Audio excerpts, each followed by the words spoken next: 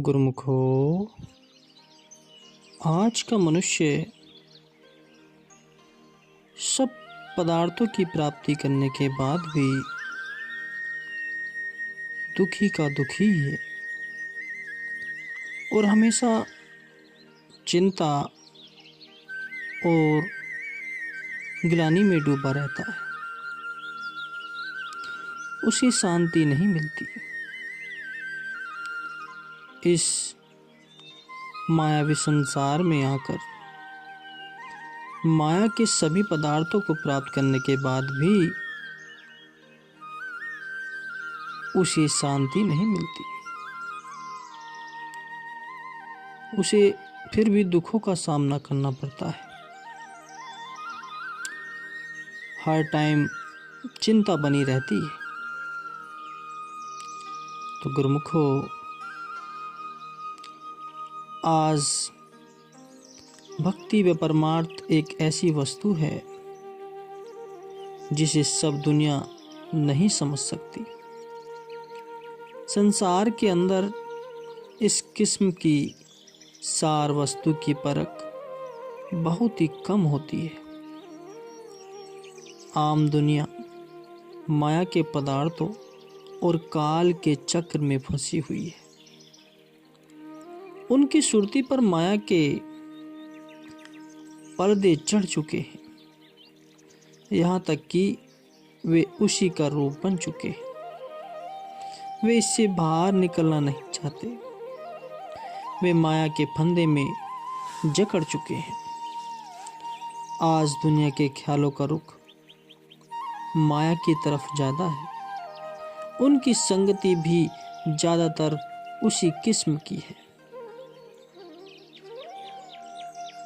और नतीजे के तौर पर कर्म भी आम तौर पर उसी किस्म के होते हैं, जिससे कि वे काल और माया के चक्र में ज़्यादा फंसते जाते हैं। गुरुमुखो, आम संसारी यही समझ रहे हैं कि दुनिया में यही कुछ ही करना है, इसीलिए जन्म मिला है, इसी में ही समय व्यतीत करना है और इसी से ही हमारा कल्याण होगा, अर्थात शरीर का व्यवहार करना, गलत रास्ते को सही मार्ग बनाना। मनुष्य यह सोच रहा है कि धन दौलत और इस मायावी संसार के आनंद लेना ही इस जन्म का परम कर्तव्य है। प्राय बड़े बड़े समझदार और अक्लमंद भी यही चक्कर में पड़े हुए होते हैं कि दुनियावी नजारों से चाहे वे बड़े क्यों न माने जाएं, और चाहे बड़े ही धनवान, विद्वान और समझदार, परंतु सत्शास्त्रों व सत्पुरुषों के विचार अनुसार जिनकी सुरती काम, क्रोध, लोभ, मोह और अहंकार से आजाद नहीं, और जो अपने जीवात्मा के कल्याण के कार्य को नहीं समझ सके, तो क्या बाकी सबको उनकी अंधाधुंध पैरवी करनी चाहिए? जब बड़े आदमी की ही समझ में यह नुक्ता नहीं आया कि दुनिया में क्या काम करना है, और अगर वे गलत राह में चल रहे हों तो क्या उनकी पैरवी करनी ठीक है? यह परमार्थ की परख और समझ अथवा सत्य वस्तु की प्राप्ति हर एक के भाग्य में नहीं होती, ना ही हर एक की यह जीवन में यह बात बैठ सकती है। आमतौर पर बड़े समझदारों की भी सारी सूरत दुनियावी धंधे, शारीरिक व्यवहार और मान बढ़ाई, इज्जत व धन दौलत में ही लगी हुई होती है। मगर इसका नतीजा क्या है? क्या इन चीज़ों में रूहानी सुख और शांति है? या क्या ये चीज़ें जीव से कभी अलग नहीं होंगी? यही जो अब प्यारे लगते हैं, कभी समय आने पर विरोधी भी हो जाते हैं। इसलिए इनमें स्थिरता नहीं है, ये कभी एक समान नहीं रहते। जो संसार के रिश्ते नाते हैं, वे कभी एक समान नहीं रहते। ये एक रस रहने वाले नहीं हैं। जो इनमें दिल लगाकर इन्हें अपनाता है, वह जरूर सख्त धोखा खाता है। यह समझ आप जीवों को तो हो नहीं सकती। कोई विरले भाग्यवान ही इस रूहानी नुक्ते को समझते हैं, क्योंकि ऊंचे दर्जे की समझ और कीमती चीज हमेशा दुनिया में कम पाई जाती है। भक्ति और परमार्थ की समझ व कमाई ऊंचे दर्जे की कीमती चीज है। इसलिए यह भी दुनिया में खाल खाल होगी, तितर बितर हो जाएगी। मिसाल के तौर पर दुनिया में लोहा बहुत ज़्यादा है, क्योंकि सस्ती चीज है। उसके मुकाबले में सोना चांदी कम पाया जाता है, किंतु मूल्य में यह महंगा है। इसी तरह सोने के मुकाबले में हीरे लाल जवाहरात कम पाए जाते हैं, किंतु कीमत बहुत ज़्यादा होती है। फिर उसी तरह हीरे जवाहरात के ग्राहक भी बहुत कम ही मिलते हैं। जैसा कि सत्पुरुषों के वचन हैं, लालों की नहीं बोरियां, हंसों की नहीं बात, सिंहों के लहड़े नहीं, संत न फिरे जमा। अर्थात लालों यानी कि हीरे जवाहरात बोरियों में भरकर नहीं बिकते या पाए भी नहीं जाते, तथा हंसों मतलब एक पक्षी जो दूध पानी को अलग करने की क्षमता रखता है, वह मानसरोवर में रहता है।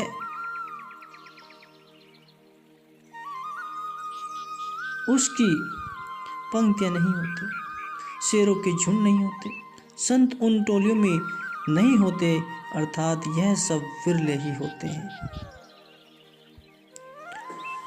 इसी प्रकार ही भक्ति और परमार्थ के ग्राहक भी कम ही मिलते हैं, और यह भक्ति का सहयोग बिरले भाग्यवानों को बड़े ही उत्तम भाग्यों से मिलता है। जो इसके काबिल होता है, जो सत्य मार्ग पर चलता है, जो संतों के वचनों के अनुसार चलता है। आम दुनिया कथनी करती है, मगर यह करनी और अमली कमाई का मार्ग है। अमली कमाई केवल संत सद्गुरु ही करवाया करते हैं,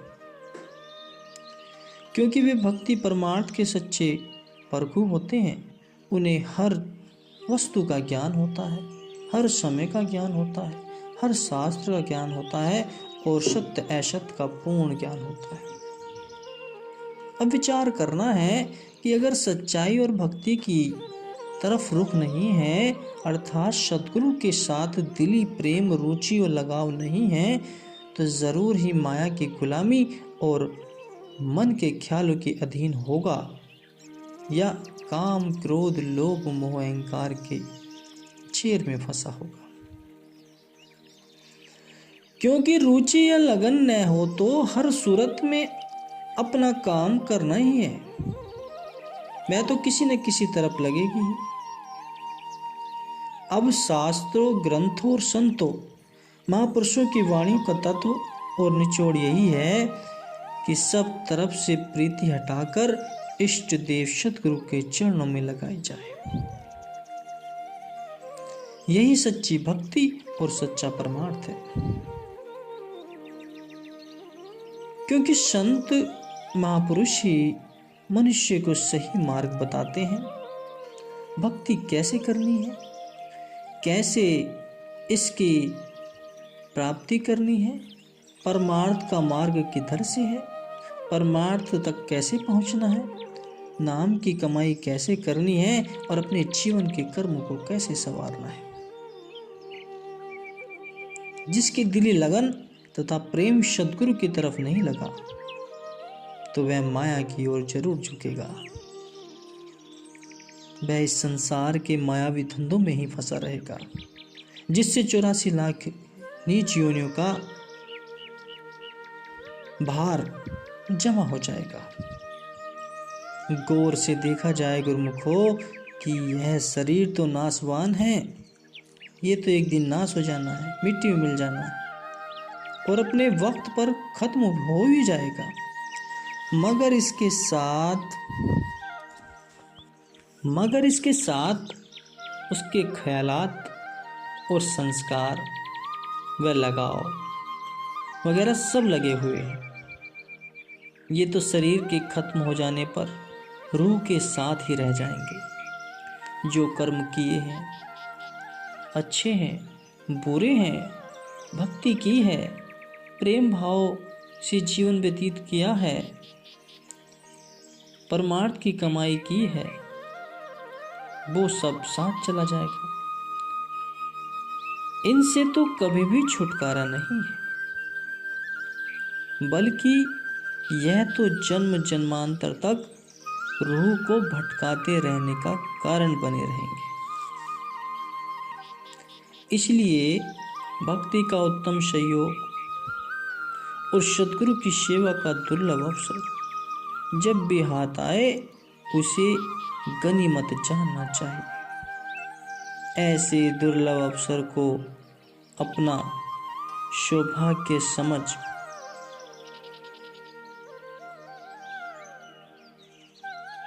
लापरवाही में नहीं गुजारना चाहिए। ऐसा मौका नसीब से मिलता है और इसे हाथों से जाने देना नहीं चाहिए। अर्थात जब भी सद्गुरु से मेल हो, उनसे नाम शब्द की युक्ति प्राप्त करके उसकी कमाई में लग जाना चाहिए।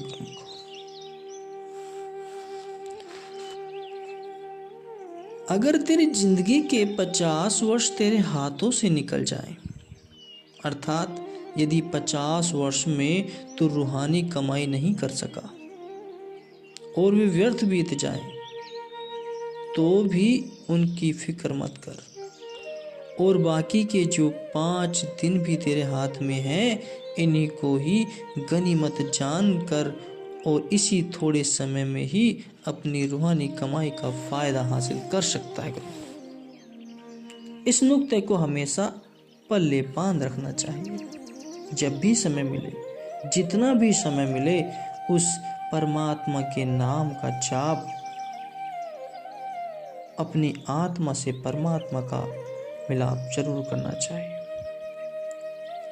क्योंकि गुरुमुख को अपनी सुरती काल व माया के पंजे से आजाद कराने के लिए कमर बांध कर तैयार रहना है। उसे भक्ति और परमार्थ की उत्तम कमाई करनी है और उत्तम कमाई का यह सहयोग बड़े ही भाग्य से हाथ लगता है। आम संसारी जीव तो माया की गुलामी में रहकर माया का ही रूप बन चुके हैं। उन्हें रूहानी आजादी का पता तक नहीं कि रूहानी आजादी क्या है और उसे किस तरह हासिल करना है, और न ही उसमें माया का मुकाबला करने की कोई शक्ति है। परंतु गुरुमुख को तो अपनी सुरती को माया से आजाद कराना है।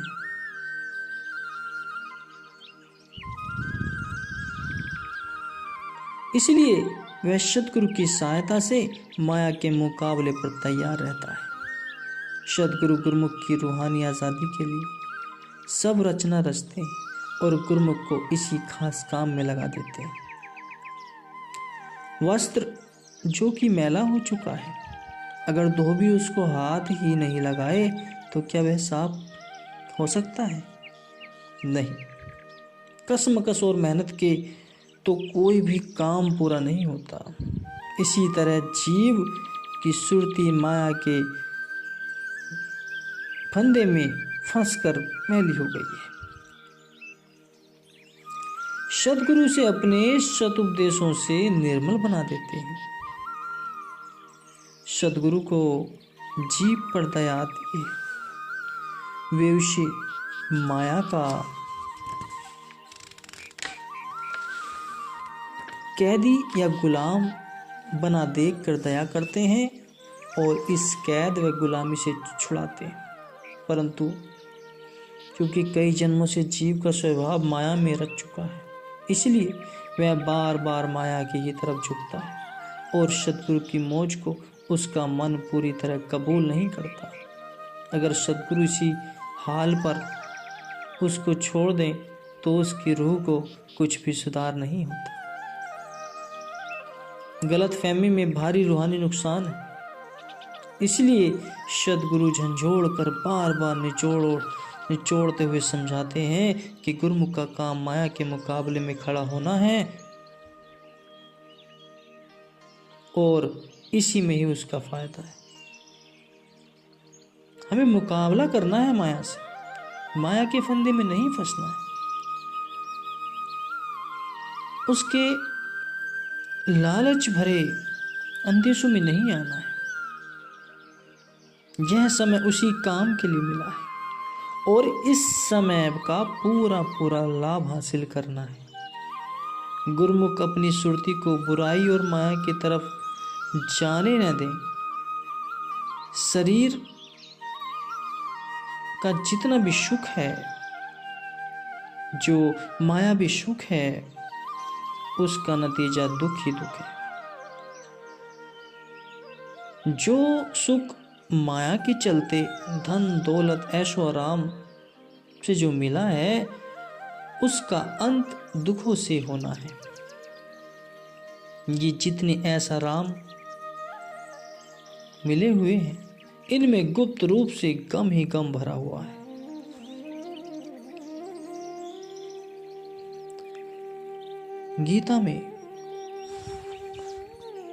गीता में भगवान श्री कृष्ण जी अर्जुन को यही समझाया करते हैं कि हे अर्जुन, इस मन के रस भोग दुख देने वाले और रस रहित हैं, इसलिए बुद्धिमान पुरुष इनसे मोहब्बत नहीं करते।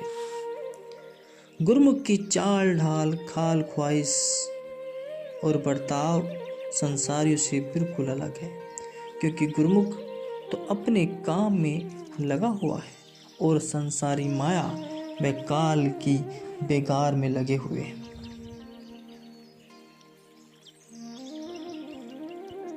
वे झूठी माया से प्यार करके और झूठे मोह में शामिल होकर नीच योनियों को खरीदते हैं। उन्हें मालूम ही नहीं कि यही प्यार ही उनको नीच योनियों की कैद देने वाला है। सुरती का माया से आजाद होना ही सबसे बड़ा काम है और काम क्रोध रूपी दुश्मनों से मुकाबला करना है। माया तो कभी भी अपने काम से नहीं भटकती। वह हर वक्त चैतन्य है, चौकन्नी है और काफी ताकतवर भी है, किंतु यह जीव ही दुश्मनों के मुकाबले में कमजोर पड़ जाता है। इसको तो सख्त खबरदारी और होशियारी की जरूरत है। मुकाबले में लापरवाही का क्या काम। जब कभी सांप या शेर या गीदड़ हिंसक जानवर सामने आ जाए तो उस समय कितनी खबरदारी की जरूरत होती है। क्या उस समय भी किसी को चैन आराम आता है? ऐसे वक्त में जो धोखे में गफलतबाजी में रह जाएगा तो जानवर उसे खा जाएगा, मार देगा। और काल और माया कई जन्मों से जीव को अपनी इस बेकार में फंसा रहे हैं। अब जो उनसे आज़ादी हासिल करने का अनमोल अवसर आया है, अब भी अगर गुमराह हो गए और उनके घेरे में आ गए तो इससे बढ़कर बदकिस्मत और क्या होगी। यह तो एक तरह से कमाई करने का सीजन मिला है। जैसे बीज बोने के मौसम में किसान की नींद व आराम हराम हो जाते हैं, इसी तरह ही यह भी संत सदगुरु की चरण शरण में आए हुए जीव के लिए भक्ति की कमाई करने का सीजन या मौसम हाथ लगा है। गुरुमुख। परम संत श्री कबीर साहिब जी ने तो सदगुरु के दर्शन और सत्संग के सुख के मुकाबले में और उनकी कीमत के सामने बैकुंठ के सुखों को भी तुच्छ समझा है। फिर बाकी संसारी सुखों का तो कहना ही क्या है, सब बेकार है। बैकुंठ की कीमत भी उन्होंने सदगुरु के दर्शन और सत्संग के मुकाबले में तुच्छ कही है। यदि इस समय में यह जीव ने समझा, इस जन्म के कारण को नहीं समझा, तो कितना बड़ा नुकसान उठाएगा यह वह सोच भी नहीं सकता। कि रूह 84 लाख योनियों की कैद में चली जाएगी और दुख भोगेगी। यदि समय की कीमत को समझ लिया तो आजाद और मुक्त होकर सुख रूप हो गई और सदगुरु से जा मिली। गुरुमुखो, सदगुरु तो जीव को परखू बनाते, उसे नफा नुकसान जतलाते कि कहाँ उसे फायदा है, कहाँ उसे नुकसान है, किस तरह के कार्य करने हैं, किस तरह के कार्य को त्यागना है। अपने इस आत्मा को कैसे परमात्मा से मिलाना है, यह जीव किसी के फंदे में न पड़े। सतगुरु के सिवाय बाकी सब रूह के दुश्मन है। ये संसार के सभी काम धंधे दुश्मन है मनुष्य के। ये फैसला है कि रूह के एक मित्र या हितकारी सतगुरु ही हैं, जो कि जीव उनके वचनों को मानकर आजादी के लिए पुरुषार्थ करता है। वह सब तरह से आजाद होकर मोक्ष रूप बन जाता है और सतगुरु के चरणों में लीन हो रहता है। यही रूहानी आजादी है। जो इन सांसारिक धंधों को त्याग कर समय के संत महापुरुष के चरण में सब कुछ निछावर करके उनसे गुरु दीक्षिणा लेता है, उसका ही जीवन सफल हो जाता है। वह समझ जाता है कि इस जन्म का महत्व क्या है, इस जन्म को हमें कैसे संवारना होगा, कितने यातनाओं के बाद, कष्टों के बाद इस जन्म की प्राप्ति हुई है, इस जन्म का उद्देश्य क्या है, इस जन्म पर कैसे इस परमार्थ की चादर चढ़ानी है, इस सांसारिक मोह माया को कैसे त्यागना है। ये सब समय के संत महापुरुष ही मनुष्य को बार बार समझाते हैं और जो उनके कहने पर चल जाते हैं उनका जीवन सफल हो जाता है और आत्मा को परम धाम की प्राप्ति होती है। प्रमुख हो।